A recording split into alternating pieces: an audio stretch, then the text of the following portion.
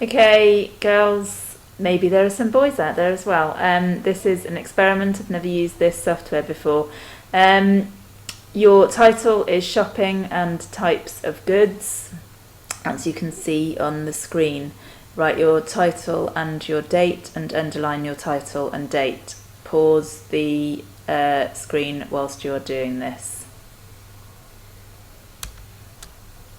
Okay, you have been given a card sort that should be with you somewhere.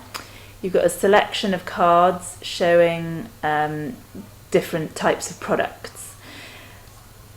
In pairs, or however you're going to choose to work, you need to try to categorise the cards.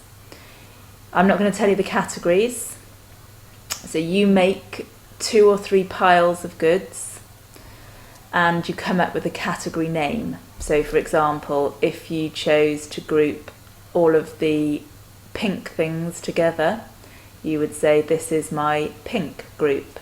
If there were a selection of blue things and you grouped them together, this is my selection of blue things, blue group. That's clearly not going to be the 2 groupings. So arrange your cards how you think and be ready to talk to the people outside with you about your particular categories. I'm calling this group by this name because, and be able to justify it. And then between you, think about whose groupings make the most sense. Pause it. This should take you anywhere between 5 and 10 minutes. Welcome back. You should have had some fun trying to figure out what on earth the 3 groupings are. The 3 groupings are 3 new key terms for you. There are 3 types of goods in front of you: convenience goods, comparison goods, and specialist goods. Convenience goods are things that are low in value, so they don't cost very much. We buy them on a regular basis and we want to be able to get hold of them easily, so round the corner. Comparison goods are products that we would shop around for. Medium value, so anywhere from £15 to, I don't know, 100 quid, something like that. But we're going to compare, and we're going to be looking at, can we get it cheaper? But also we're going to be comparing style. So shoes, particularly probably when girls go shopping, we try some shoes on, then we go into 4 different shops, and then often we go back to the first shop and we buy the first pair of shoes that we tried on, because we're comparing, we're weighing up which ones do we prefer, are they good value. And then there are some goods that are sold by highly specialist shops. You don't tend to walk into shops and they've got a selection of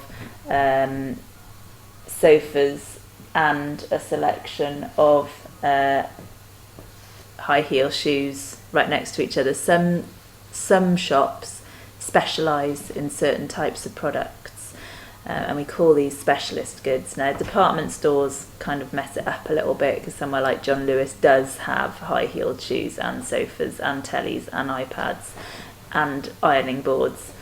So there is a little bit of generalisation.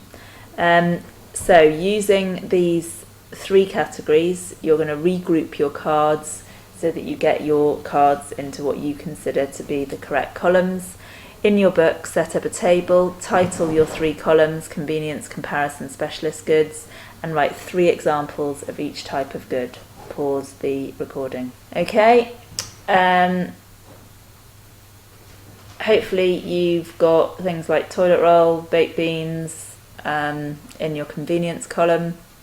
You might have clothing, shoes in your comparison column, and a car or a sofa or a computer even in the specialist column.